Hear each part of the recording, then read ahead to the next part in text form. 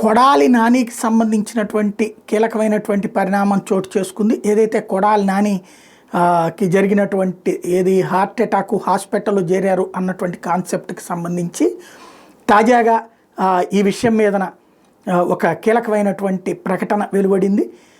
Hospital నుంచి AIG hospital వాళ్ళు చెప్తున్నటువంటిది ఏంటంటే తన ఆరోగ్యానికి సంబంధించినటువంటి పరిస్థితి ప్రస్తుతానికి తనకి గుండె కవాటాలకు సంబంధించినటువంటి ప్రాబ్లం ఎదురైందని, ఏదైతే గుండెలో బ్లడ్ క్లాట్ అవుతోంది, గుండెకి రక్తం సరఫరా అయ్యేటటువంటి కవాటాల్లో క్లాట్లు ఉన్నట్టు గుర్తించారు. అక్కడక్కడ ఈ క్లాట్లకు సంబంధించి అత్యవసరంగా చికిత్స చేయించుకోవాల్సిన అవసరం ఉందని సూచించారు వైద్యులు.